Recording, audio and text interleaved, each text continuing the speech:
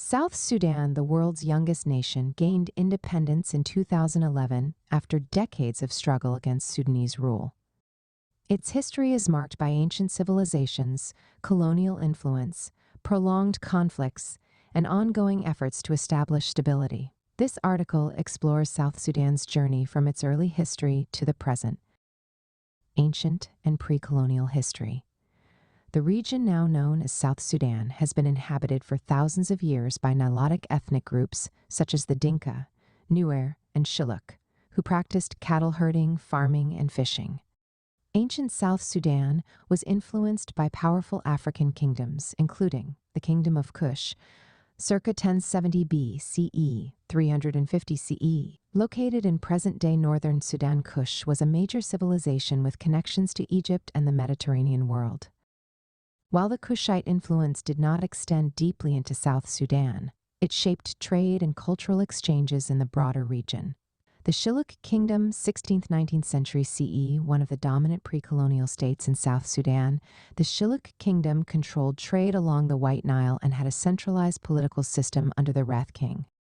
Unlike northern Sudan, which experienced Arab and Islamic influences through trade and conquest, South Sudan remained culturally and religiously distinct, maintaining indigenous spiritual beliefs and later adopting Christianity. Colonial rule, 19th–20th century. In the 19th century, South Sudan came under external control as part of broader Turco-Egyptian, Mahdist, and British rule. Turco-Egyptian rule, 1821–1885, the Egyptian Ottoman rulers expanded southward, exploiting South Sudan for slaves and resources. The region suffered from the brutal trans-Saharan slave trade. Mahdist period, 1885–1898. The Mahdist movement, an Islamic revivalist force, briefly controlled Sudan, further alienating the south. Anglo-Egyptian Sudan, 1899–1956. Britain and Egypt jointly administered Sudan, but they governed South Sudan separately under a southern policy, which aimed to limit Arab and Islamic influence by promoting Christian missionary work and English education. Sudan's independence and marginalization of the South, 1956–1983. When Sudan gained independence from Britain and Egypt in 1956, power was concentrated in Khartoum, dominated by Arab and Muslim elites.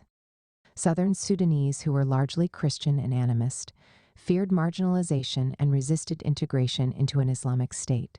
This led to the First Sudanese Civil War, 1955–1972, in which Southern rebels Anyanya movement fought for autonomy.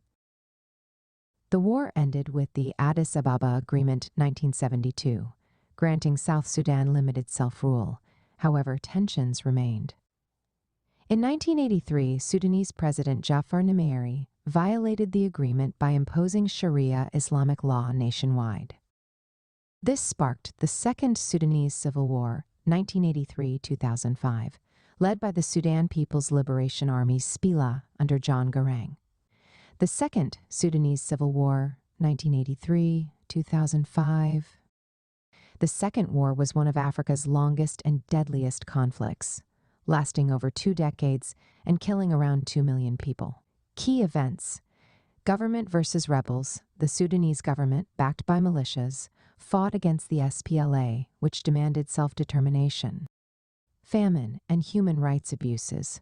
War-related famine and massacres devastated southern Sudanese communities. International involvement, global pressure, including from the U.S. African Union and the UN, pushed for peace. The war ended with the Comprehensive Peace Agreement (CPA) in 2005, granting South Sudan autonomy for 6 years, followed by a referendum on independence. Independence of South Sudan, 2011. In 2011, South Sudan held a referendum on independence, where 98.8% voted for secession.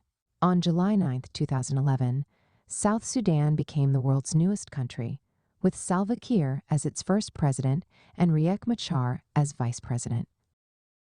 However, independence did not bring lasting peace. South Sudanese Civil War, 2013–2018. In 2013, political tensions between President Kiir Dinka and Vice President Machar Nuer led to a civil war, fueled by ethnic divisions. The conflict caused 400,000 plus deaths, over 4 million displaced people. Severe famine and economic collapse despite multiple peace agreements. Fighting persisted until 2018, when a power-sharing deal was signed, leading to a fragile transitional government in 2020. Current challenges and future prospects. South Sudan still faces significant challenges. Ethnic violence continues despite peace efforts. Weak governance and corruption hinder development. Humanitarian crises, including hunger and floods, affect millions. However, ongoing peace efforts, international aid, and resilience among South Sudanese people offer hope for a stable future. Conclusion. South Sudan's history is one of struggle, resilience, and hope. Despite centuries of marginalization and conflict, the nation remains determined to build a peaceful and prosperous future. Kindly share this post if you find value in it. Thanks for your support. You can watch this program on YouTube. P.S. In case you want to, feel free to reach out to me.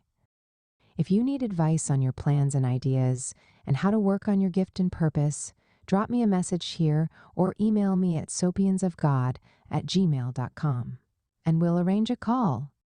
Will you like to write a book, share your story, ideas, or knowledge in a book? Now it's easier than ever. In 3 weeks, your book will be written and published. Send a message to bookmindsgmail.com.getbooks on Amazon Books. Check out our website, Wordflix Publishers. Like and subscribe for more. Thanks for watching.